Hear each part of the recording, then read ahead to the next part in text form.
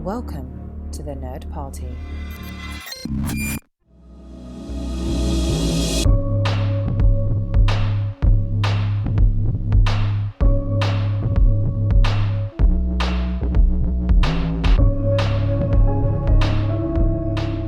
Welcome to Houselights, as we open up a new chapter on a new director, the House of Bigelow, Kathryn Bigelow in specific, a director who has had actually Oscar wins and nominations in her past, but everybody starts somewhere. So this week we will be starting our examination of the works of Ms. Bigelow with the look at her first full feature single-directed film, Near Dark, a 1987 vampire, hillbilly, western, biker, punk rock drama thingy. Whatever genre you want to say it is, that's what it is, according to the critics. I'm happy to be here to discuss Near Dark, a movie I've loved for a long time. I am disgruntled father of the vampire pack here, and I have the spur-wearing cool kid vampire in Darren Moser, and the never to grow up and always to feel what it is to be a child for all eternity, Tristan Riddell. So, gentlemen, are you ready to discuss this little gem from the 1980s that not many people have seen, but has garnered a cult following, Near Dark? Yes. It's very dark. I mean, we'll talk about that. But. It is dark. I was thinking about Darren that entire time. Yes. Oh, man. It is dark. There was one scene where I said, I wonder if Darren feels like he can see everything here. So I can't wait to get into that part of it. But obviously, I'm the old man. I saw this on video way back in the day. This was like a little lost treasure, passed around video sort of thing where a friend sees it. And I'm pretty sure it was my friend Mike was like, oh, no, you got to see this. You got to see this. He puts in the VHS. And I'm like, oh, wow, this is a different kind of vampire movie. Cool. But you guys, this is your first time encountering it, right? Yes, 100%. I mean, you talked to me about it a while ago. Okay, so fans at home, listeners, John has been pitching Kathryn Bigelow for a very long time, essentially since we started the podcast and we moved on from Fincher, Nolan, and Anderson. Been years, basically since Darren started, which basically it feels like Darren has been with us since the beginning. But that's how long he's been pitching it, and it's not like we disliked Bigelow. It was just, I don't know, like we were just never in the mood for it. And so you kept telling me specifically too. You're like, no, Tristan, I know you like vampires. You got to watch Near Dark. Okay, it's really hard to find a copy. So I found you a copy, John. That's how much I love you. I found you a copy and sent it to you. And I still didn't watch it because I didn't love you that much. But I watched it in preparation for this podcast, and that was today. And that was the first time I'd ever seen it, and I'd never heard anything about it. I didn't know what on earth. I didn't know who was in it. I didn't know. All I knew is that it was Kathryn Bigelow and vampires. That's it. That's all I knew. And Darren, were you surprised to find at least half the cast of Aliens was in here? Oh my gosh. I was having Aliens. I had to look up. I'm like, oh, this was the year after. That tracks because they're all, I mean, again, we just, it's not quite half, but it feels like a good chunk of the vampires are from the Aliens cast. And I think we can see, between the lines on how that came about. Someone knew someone and someone said, hey, and but they're still actors. It's still a gig, still a job. Just because they were in Aliens doesn't mean they're too good for this. And so, yeah, we get some Game Over. We get some Fun in the Sun. And yeah, but it was in a way hard to extract that alienness because this is the following year and they look just the same. And I mean, sometimes you can see a actor later, a couple years later, and they look different enough that it's easier to detach them from the role. But when it's the same voice and tone and they're talking to the same people and it's literally the same age, close enough, it took me a little while to stop saying Game Over in my head. Let's put it that way. That's fair. That's very, very fair. I think that part of the prestige of this movie for the sort of like the cult crowd that's followed it around for all of these years is the fact that it's got the shine on it from the fact that it was released very close to The Lost Boys. And The Lost Boys is a big, polished Richard Donner big budget Warner Brothers. The director of Superman gets to do whatever he wants to. And we have these giant cranes, swooping shots, and Kiefer Sutherland everywhere, and cool vampire makeup and all of that. And this very much feels like it's a smaller scale film. So it's a more intimate sort of take. I consider the two an interesting counterplay with each other, though, because Tristan, I'll throw this to you. Do you see something in the DNA of Near Dark that makes you feel like this is very close to Lost Boys thematically as well as time-wise? Or do you feel that the vampires here are different enough that you don't see too much crossover in worldview and stuff like that? Well, I mean, like you said, I mean, Lost Boys is, man, okay, so like if Near Dark is a Western, Lost Boys is a music video. Yes. That's kind of how I would say. And so like, you know, like it's really like Lost Boys is really stylized with neon, and it even has like Echo and the Bunnymen playing. I mean, come on. And one of the best saxophone songs in the history of rock and roll. Yes.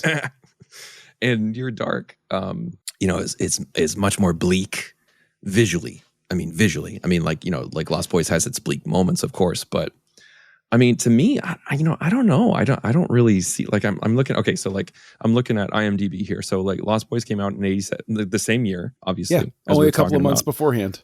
And the budget isn't that different. I mean, I guess I'm kind of, okay, so like the budget for Near Dark was $5 million and the budget for Lost Boys was 8.5.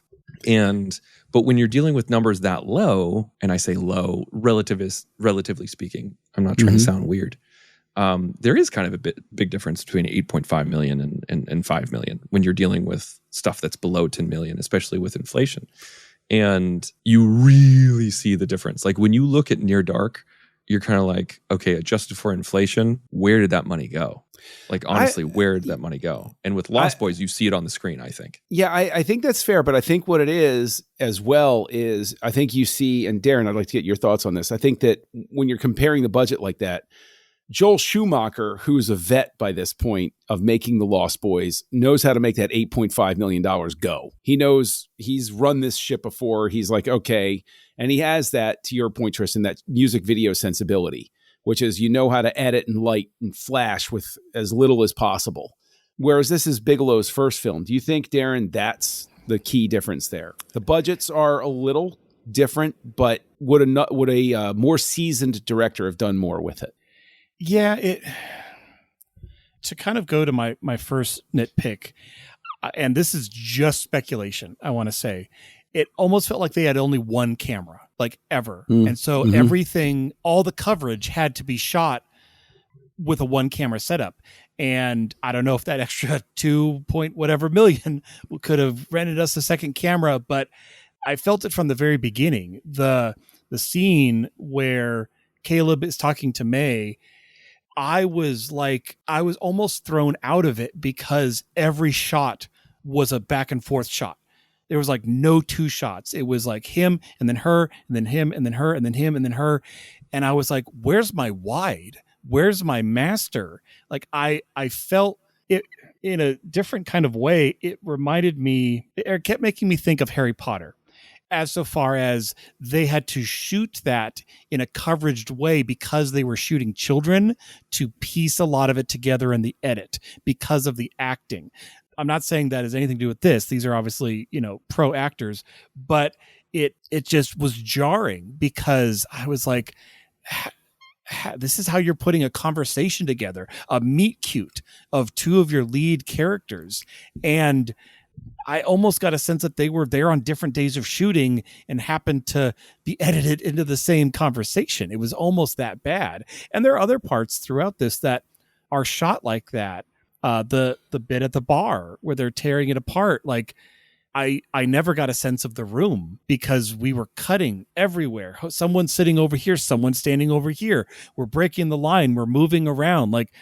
And that was the entire movie. So to say that, I mean, I say it almost in jest, but I don't know, maybe an extra camera for that white shot, for some coverage, for something to cut to. I'm not saying it only had one camera. It could have had two. It could have had some other type of shot.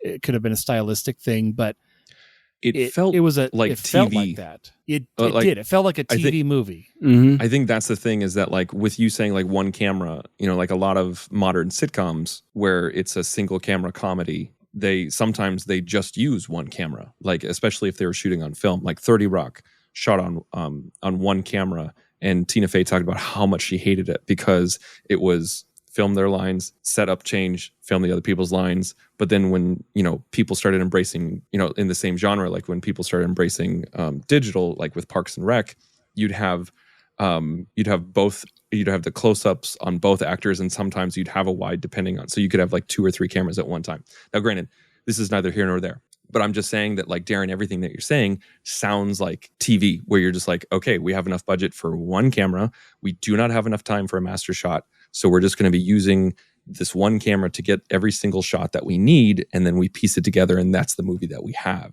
It didn't feel like they explored in editing. It was very much like, sometimes, you look at a movie and you can tell it's an editor's movie. And other times you're just like, oh no, like this is what they got, and this is what they pieced together. They just found the best takes, and this is how they progress the scene. I think if I'm interpreting what you're saying correctly, I kind of got that feeling too, Darren. Yes. Yeah. There's some parts that are very obviously ADR'd, to fill in the sound, which again, these are all technical things. Like it doesn't detract from the story or we're just from commenting the on acting, but you felt it. It was very, this felt overall a step above. This is not a student film. This definitely has caliber to it, but it is a first film. It does feel like that. Like there is and I mean, hey, I'm ready for us to be buckled in. I don't know why it took us so long to get to this director, so we can just go through her career and see, because man, like you said, we're going to get to some Oscars. We're going to knock it out of the park in not too short of an order. Well, I think that one of the things that is maybe endearing is the fact that it feels like a first director film. For the bar scene, I completely concede that. Like, I think even before I possessed sort of the more discerning eye for certain things, that bar scene, like besides everything else, the way that it's shot, the way that it's put together, that's like the slowest moving bar fight I've ever watched in my life. That's what makes it feel like a super first time effort, because it's like, no, cut. Oh God, this is like an extra 3 seconds. I'm not getting a sense of danger about what's going on here. And I think maybe a different editor probably could have gotten it tighter for her. But who knows what their working relationship was like. Maybe it was, no, trust me. And the first time director didn't have the confidence to push back on the editor in the bay or something like that. Well, and the bar scene, it's hard because two things. It's not building, and your victims are just kind of standing there like NPCs waiting for the main character to go up to them. But I could also see how you could get trapped in the edit where you have to have all the kills. You have to have you can't just have, wasn't there another patron who was sitting over there that we just never saw again? So you shoot all this coverage and you kind of get stuck in a loop where you can't trim it only so far. Like you have to include everybody. And then all of a sudden you're like, oh, this is like a 15-minute segment. Well, that's just what it's got to be, because you can't edit your way out of it. Yeah, so I looked up the editor. And it's Howard Smith. His first big movie was the 4th segment of the Twilight Zone movie, and then it wasn't until then he did a few other pictures, and then Near Dark in '87. But after Near Dark in '87, he does The Abyss in '89, and he comes back to Bigelow with Point Break and Strange Days, and in between Point Break and Strange Days, he does Glengarry Glen Ross. I know, and then he does Dante's Peak later on, The Crow so Salvation. He's just starting off, but he's also on a meteoric rise. Wait, we're still going. He does The Glass House. He does Sunny, and then all of his talent culminates once we get into the 2004, 2006, and he does Blade Trinity and Snakes on a Plane. Just a 1-2 punch, just boom. It was all starting here. It all built. It was all to those moments. Here. Yeah. But maybe it is something then where, I mean, he obviously has some talent, And maybe it is like you're saying, Darren, it's just, this is what they had to work with. And it was a first time director not getting as much extra footage as she needed. Yeah, not getting the coverage that you need. And maybe spending too much budget on blowing up a truck because I feel like we could have gotten around that scene differently. That felt a little much. That felt a little bit James Cameron-y, where it was like maybe, he was giving notes on the script. He's like, no, blow up a truck. People love that. It's really, really big because, we all know we all know that Cameron loves to blow up trucks as they go. I do want to say, though, that even though this is her big, or I should say it's not her first movie, but it's her first bigger movie. I mean, $5 million, I think that's like 13 in today's money. That's nothing to sneeze at. Obviously, it's low budget for today, even 13. But still, you can see her in this. You can see Bigelow in this. Like, if you've seen any of her other work, like if you specifically like Point Break and Hurt Locker, you have this really, what's the term I'm looking for? Like moral ambiguity, a lot of machismo. Like her movies have a lot of machismo. And I think that's definitely prevalent here and in later films.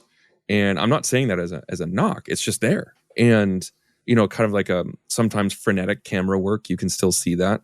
And, like oftentimes we ask the question like, like, where do you see Anderson in this? Or where did you see Nolan in this? Like when you when you watch The Following by Nolan, you were like, where do you see him? And I was just kind of like, I don't see it. Like, I don't know where we get this guy. But with this, even if I have my own issues with the movie, like I see Bigelow in this. Like I can see a freshman outing and her fingerprints are all over it. And I can see her grow into what she is today. I can honestly say, even with some of the, and you know what, let's just tear this Band-Aid off because I know that Darren loved the night scenes here. But even with some of the things where it's like, there's a little difficulty seeing what's going on in the darker moments and stuff like that, I think there's still a color palette that comes through with Bigelow here. It's a very interesting sort of you can't quite put your finger on it sort of thing, but like the way that the palette works with the background colors and the foreground colors and everything, they never blend, but they all seem adjacent to each other. There's not a whole lot of separation going on through a lot of this, and I'm some of that is circumstance, I'm sure, but it feels like a choice because I think you get to, like you're talking about, Tristan, like Hurt Locker and, other stuff that she's done. And you see that sort of similar palette choice going on. But Darren, let's go ahead. Let's embrace it. Well, on a scale of 1 to 10, 10 being I hated it and 1 being I could tolerate it. How frustrating was it for you to watch the night scenes here? I gave it a little bit of a pass because it is a vampire movie where they have to have things happen at night. So I gave it probably an extra 2 points on that scale just because, you're not going to have all of these day shots or even twilight shots there, but yet you could still light things where you can see people and understand what their motivation is. So probably give it I'll give it a 5, right in the middle. And that's with a bonus point. I think it kind of leads to something else about this movie is I think there's too many vampires. I think the coven, the group, whatever it is, there's too many people, maybe by one, where I want to know more about each one. I want to know more about where they're coming from. And we just don't have the time to invest in all of those characters. I think we got a little bit, we knew for, Lance Hendrickson's, Civil War soldier, Bill Paxton was, I don't know anything about him, but he was angry, probably maybe a cowboy. He had spurs. But for Diamondback, I felt like she wasn't even there. She was there just to hang on Jesse's arm. So that I think leads to the darkness and the dark scenes when you have just all these people shoved in a car, shoved in a room, shoved in a bar. It's almost hard to tell them apart in some ways. Not that I couldn't tell, that's Lance and so, but I don't know. Did you guys get that similar vibe? Did you feel there were too many vampires, or was there just enough? I don't think that there are too many vampires. I think that to speak to your point about characterization and stuff, I think the script doesn't support opportunity for the actors to put too much of a spin on anything. These vampires are, I guess, I struggle for a phrase, but I guess you would call them plot vampires. We're in an age where we're very used to what I would call story vampires, where everybody's got a backstory and it feels like they're a fully fleshed out being and they've gone through it, man, and they're struggling with their immortality and everything like that. Whereas you have these vampires I'm a vampire. I'm old and I kill. And it's like they're very surface level vampires, I guess you could say. Even if you compare this to the Lost Boys, all of those characters, they at least work the balancing act of there are other vampires than Kiefer Sutherland, but that movie very wisely balances the focus onto Kiefer Sutherland and say, this is your antagonist and everybody else is his henchman. This script/movie is trying to make everybody equal in a sense and never succeeds. And that's where they should have had more, I guess you could say they should have had more Severins and less Diamondback and Homer. Like, just swap that out for 2 more Severins, and it's just like a group of jackasses. And what a badass name, right. Severin. I love that name. Actually, I went to school with a guy named Severin. He spelled it differently. Really? He was not a badass. I'm just going to say. No, I think I love what you said, John, where they're plot vampires. They're there to move the plot along. Because honestly, I mean, maybe you could say May because of the meet cute, but who's the protagonist vampire? It's a very much an amalgamation of, it's the vampire group that's the character, which isn't a bad thing. It's just, you don't get a lot of backstory like that. Yeah, I think that Adrian Pasdar as Caleb, he doesn't do a lot with the role. I'm not going to throw him under the bus for it. I think it's a script function more than anything. I think he's doing what he can, or at least there's not a lot of meat on the bone. I mean, it's not like you said, it's not his fault. But the problem is that anybody, literally any actor could have played that role. And I think there should have been just a clearer protagonist. Like, I didn't care what happened to him too much. And it was like that I think that's the biggest problem with the movie, is that you don't really care. Whereas, again, to draw the comparison to Lost Boys, because let's just embrace it. Lost Boys comes out around the same time. You care about that family dynamic. The 2 brothers, the older brother needs his younger brother to help him out, and he has his friends and everything. And there's something dynamic and interesting going on there. And they've moved to a new town, and there's all of this stuff. Whereas this, again, is just sort of like, hey, here's some events that happened, and they're cool, and it's well structured, and it's interesting. And I think that what really comes through, especially with this watch, is what we've all been sort of drawing a line to, which is you can see where this is going to go with Bigelow, especially if you've seen her later stuff. You see the potential here, so that I can sometimes you see a movie that flops and your reaction is, why did this director get another job? But you see this and you're like, I understand why somebody could watch this and say, I'm going to give you a chance with this and see what you can do with this, Point Break in this case. And, maybe you can give me something. I see some promise here of what you can do. The music is very 80s. Tangerine Dream. They were an unstoppable force for many years. Darren, Tangerine Dream, did they bring it for Near Dark, or did they undercut the tension? Yeah, this was just TV movie from the get-go. You felt parts repeating. You felt, synth is okay, but it's also a cheaper sound as opposed to like an orchestra. Not that you can't do cool things with synth. I mean, we saw that in Terminator. We saw that in some other great things, some little bits there. So yeah, it's nothing to write home about. And yeah, to answer your question, did it enhance the tension? There's no tension. There's no tension in this movie at all. Like, really, they give the guy a blood transfusion and he's like, oh, I'm better now. I'm like, oh, okay. I guess that's a thing. And we're good. So apparently that was a studio note. like originally they wanted it that in there, or they were like, this doesn't make sense because no, the studio note was they wanted a happy ending. Oh my gosh. And so so May was originally supposed to die, and the lesson that Caleb was going to learn was that, you know, like you can't dance with the devil in the pale moonlight and walk away unscathed. And then they're like, no, it needs to be happier. So they're like, May needs to survive. And they're like, how are we going to get May to survive? And they're like, okay, well, you give her a blood transfusion and she's not a vampire anymore. They're like, okay, well, if we do that to her, we got to do it to Caleb. And so that's what happens to Caleb earlier on. And that's why we have that.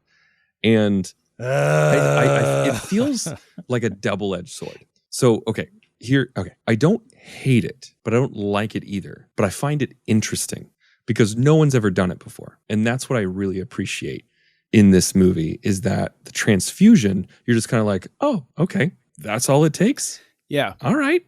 But at the same time, like I said, you've never seen it before. Yes. And so that in itself is interesting. And it adds to the credency of it, of the credence of this being its own story, its own world. And, you know, like you said, John, like these are plot vampires, and that's a plot fix. And it's just moving from one scene to the next, like getting these people around. And it's just, if I was writing a vampire story, would I add that in? No, because that's part of the torture of being a vampire is that there's no going back. Well, this one is just like, oh no, you want to live for a couple hundred years, but hey, you want to see the sun again? Just get a transfusion from your father-in-law and it'll be totally fine. Hey, you know, it fixes everything. I think that you're right, Tristan, that it has the virtue of not having been done before. And I think that also added to its appeal back when people were first encountering it way back when on VHS was, oh, what a neat, different way to do things. Because we've all seen variations of, they're not a vampire until they make their first kill, or they're not a vampire until the third night has passed, or there's always an out for the person who gets turned. There is always an out. And this is the first one that said, well, why don't we use something, I don't know, scientific, and we'll replace his blood or something. And it's like, well, okay, that like, if anything, it feels more than a lot of other vampire movies even today. It feels more of an embrace of the modern age to say, well, you know, modern fix for an old problem. And it's like, oh yeah, all right. Nobody thought of it before. Sure. Like you can buy that. You can believe that. So, I mean, I think it's a nifty fix. I think it's messy the way that it's done here. I think that it's too slow. I mean, that's the thing that's really sort of gets under my skin about the movie is it's 95 minutes and it still feels too long. It feels about 10 minutes too long. When I hear what you're saying about it feeling 10 minutes too long, because by the time that you get there, you feel like you're burning oil. But when we got to the 30-minute mark, I was checking the time, which is not a good thing. But like at the 30-minute mark, I was checking the time and I was like, only 30 minutes has gone by? Which is completely different from, we just did House of Donner. And all of us talked about the fact that it's like, oh, I'll just turn on Forrest Gump for a little bit. And then all of a sudden you're an hour and a half in and you're like, oh, what happened? Like you're just sucked in as you go. And again, I think that's a function. I don't know. What do you think, Darren? I think it's a function just of the script. I mean, I think this is really a script that needed another pass. Do you think that could have fixed it? Maybe. I had the same thing where I pulled up. I usually look at Wikipedia just because it has a simple outline, but it's not like spoiler. And I was like, okay, let's see, where am I in the movie? Oh, I'm only in the first paragraph. And it's like nothing has happened yet. There's still so much more to happen. And it's been, like half an hour. But would a story pass fix that? I'm not sure. I mean, we're talking about major issues of like, specifically protagonists, drama, suspense, pacing. Oh, I mean, by taking another pass at it, maybe it doesn't make it 10 minutes shorter or not, but maybe having him meet May once at least before they decide to go drive off in a truck together. She has some sort of allure for him and he's sort of like intrigued, and then they see each other again. And that way you have more time with them. I will say it would have been nice, not to add to the length, but something in the very, very beginning establishing our protagonist. What is he doing? Is it just a Friday night and he's looking for fun? Or does he have a job interview tomorrow? Or has he been away from home a lot and he misses his sister and now he's back on spring break? And something. Give me context for this boy and his life. And I'm not saying you need a lot of time to do that, but there was none of that. It was just, here's an inciting incident in the truck. Here we go. Even just a montage of him like working on the farm, baling hay, doing farmer stuff, because it's supposed to be a part Western. You could see him on a horse riding in the sun, corralling something to get it back into the pen or something like that, to give it that vibe. Because begin the movie with some sort of purpose. Yeah. Right. Best I can tell, they were dirt farmers. And they were very successful because there was a lot of dirt everywhere and not a single crop that I could see on this farm. So, well, you mentioned genres, and in reading about this, it sounded like, Bigelow wanted to do more of a Western piece, and they couldn't really get a Western funded. It was, maybe not this story, but some sort of story. It was what she was going for. And then this whole craze of vampire movies are starting to come out and are fairly popular. So she took the idea of, what if we combined Western aspects? And I think she did it successfully. I think this movie does kind of combine those genres fairly well. You kind of have the lone strangers heading through town. Someone has spurs. I know it's a little on the nose, but it's, you got a saloon. I can see what she's going for there, but in modern setting. So I applaud her for that. And not just any saloon, but a saloon populated by the guy that later picks a fight with the Terminator in Terminator 2, which is really great. Yet another Cameron connection there. But, I feel like, Tristan, earlier you said there's not a lot of meat on the bone with regards to the protagonist. I feel like there's not a great deal of meat on the bone as a whole. But what I want to ask is, there were discussions to do a remake of this. And it was in 2006. They were going to talk about a remake of this. And they had somebody attached to direct it. And then in 2008, there was a film that helped put the kibosh on that plan. Can you guess what film it was? Twilight. Yes. Citing that it contained a romance between human and vampire characters and therefore it was too similar. Now, do you feel that maybe they misjudged it and that the time for a Near Dark remake was exactly the Twilight time? Or that was exactly when we needed Near Dark the most. Yes, I agree. Was during this time. As I was watching this, I didn't like this movie. I'm just going to rip the Band-Aid off. I didn't like this movie. I really like what it tried to do. I really like certain aspects of it. I like there's certain things I like. I really like seeing Bigelow start off. I really like seeing her freshman take with a larger budget. But I didn't really like it. I felt like this was pretty joyless and just felt like a slog going through.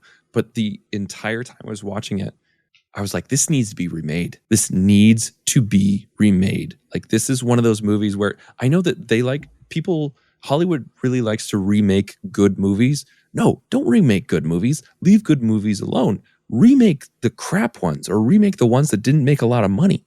Remake the ones that have a great idea, but it was either the wrong time, the wrong director, the wrong script, the wrong actor, whatever it is. Jared Leto.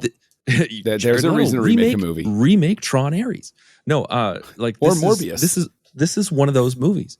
And it was, I know this is, I want Bigelow to Cecil B. DeMille this. I want her to remake this. I want I want cool. 2025 Bigelow to remake this film.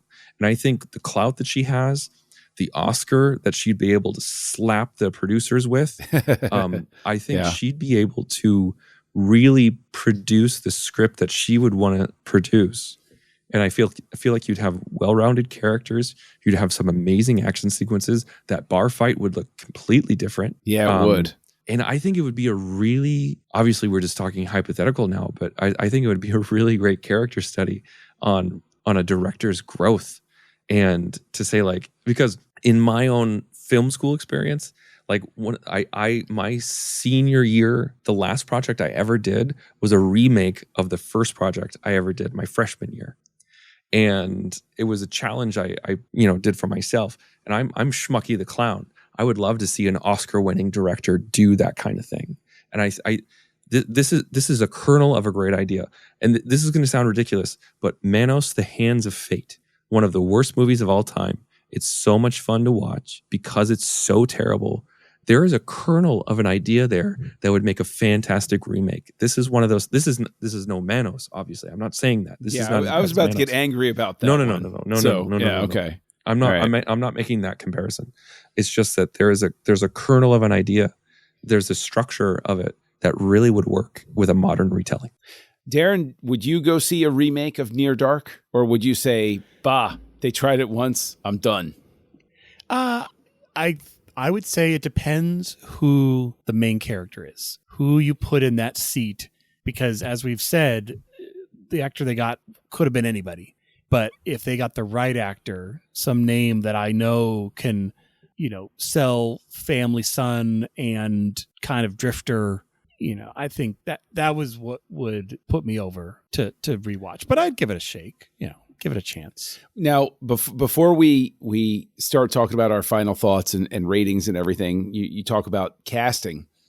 Lance Henriksen was Jesse, but it was originally offered to another Aliens alum, Michael Biehn. Do you think that this is a better movie with Michael Biehn? Or, Tristan, do you think he dodged a bullet since he cited that he didn't want to do it because he, quote, found the script confusing? Do you think that Michael Biehn saw what was coming and wisely dodged that bullet? I think he saw what was coming and dodged that bullet. It's so hard to say because I feel like so many of the characters are replaceable. And so can anyone name all the vampires? So we have Homer. Jesse, which is Lance Henriksen, right? Severin, who is Bill Paxton. Bill Paxton is Severin. And then Goldstein is Diamondback. And then you have May. Is that so it? We just named them all. So there you go. Okay. Yes. Dang it. All right. I ruined my point. I thought there was a sixth one. There you go. Tristan is now mandated by Houselights law to give this an extra half star at a minimum. I will give it an extra half star. His rating will be half a star. No, it's just I feel like you could, if you didn't have Hendrickson, you'd have Goldstein. And if you didn't have Goldstein, you'd have May. And if you don't have May, I guess they can't really get rid of May. But I don't know. It's just, what was the question? I don't even remember now. You know what? The question is really... Oh, no, Michael Biehn. Yeah. Yes. No, I think it would have been improved. I think Michael Biehn would have brought an energy that Hendrickson didn't really bring. And obviously, big fan of Hendrickson. Big fan of Hendrickson. He's a fantastic actor. He can do a lot with a little. But there needed to be... Jesse needed to be... His energy level needed to be between Hendrickson and Paxton. I think Biehn could have done that. I think Henriksen is a great actor, but I think he plays a very, he's a very patron. Like he is a father figure. I think that Jesse and Severin would be more interesting if they were roughly the same age, because then you would see that dynamic, because Severin says at one point, he drops a hint that they started the Great Chicago Fire in the 1800s because they were partying. And it's like, I can see those two guys who seem like they're relatively close in age, even if they're separated by hundreds of years. They have that similar, it's more of a brotherly sort of setup than a father-son setup. Paxton is no longer the disobedient son. He's the a-hole brother. And that's the dynamic that they have going on. No, I agree. I think that's what I was looking for in the group of vampires is because Jesse wasn't coming across as I'm the alpha and I'm the one who keeps us alive, and these are the rules that you have to do, otherwise we're going to get caught. There was none of that. They were just kind of wandering around, and I think a dynamic of Jesse and Severin being more brotherly and kind of like both kind of wanting to be the leader, but also kind of leaning on each other and kind of squabbling and bickering. Like, I think that dynamic would have been very interesting and also had energy, and we did not get that. Well, one thing we did get, and I will say that the the photography, as much as we might have, thrown it under the bus here and there. I will point out that the director of photography went on to work with James Cameron on a little film called Terminator 2 Judgment Day. And he also shot Ghost and Alien Nation, which is a delightful 1988 movie worth seeing.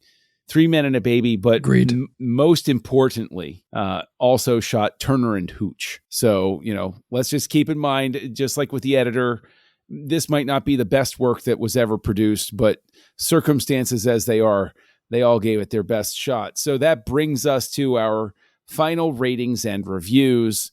And because he hates it so much, I will let Darren go first. Yeah, I'm going to give this a 2. It's a starting point. I know we're going up from here, but it's almost there in a film school study capacity. Like, this is the kind of movie you show when you want to not critique, but just look at what is working and what is not working. Because there's a lot of potential in your plot, in your story, and things like that. And there's just, it's not hitting its mark in a lot of places. And it's just very, and one last thing I'll say is vampire movies and movies in general, though, when they establish rules, those are really important, because the moment you stop following those rules, you lose credibility in your story. And I'm not talking about the blood transfusion, because that, even though it was a stupid rule, they kept to it. I mean more like the reaction to the sunlight, because when they were in that Oldsmobile at the very end, and they're like, oh, block it out. You didn't block out anything. You're in the most windowed vehicle I've ever seen. And the sun is streaming in as it just jumped from dawn to 10 a.m. in about 3 seconds. So that was kind of, I don't know, wasn't doing it for me as they eventually did burn, but it took quite a ways. And I also, the fact that as, what was it? Howard, the little boy. Yeah. Homer, as he was heading towards his explosion and he's walking towards us, you could see the station wagon in the background facing away, parked, not moving at all. But then it was intercutting with them having turned around and heading back to him. And I'm like, but then you're showing a shot where they're not facing. But that's the only shot that you have, talking about maybe some of the editing problems. Yeah. And on top of that, maybe that's subtext where they were just annoyed with Homer and they were like, we got to make it look like we're going for him so it doesn't feel too bad, but he's going to blow up. So, maybe don't rush. Oh no, Homer, come back. Oh, how horrible. So so rules and shots. So two stars from me. So Tristan, are you going, are we winding up with half star with the extra half star, or are we making it all the way up to 2? We're going all the way up to 2. Yes. I'm with Darren. This is a 2. I think this is a bad movie. It is. It's bad.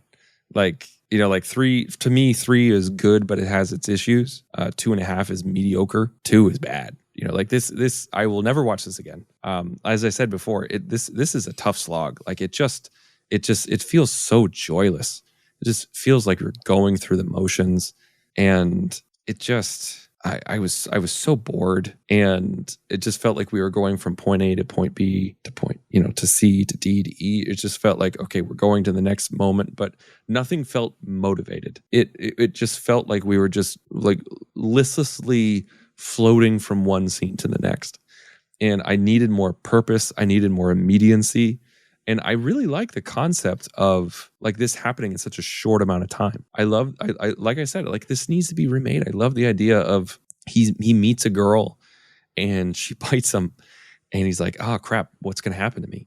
And then he's just like, haha, it's not just me. I'm a part of a nest.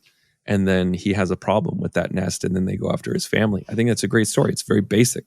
And I'd love to see it again. This is 2 stars. Easy. I think that this is not a bad movie. I don't think it's a great movie. I don't think it's a bad movie, though.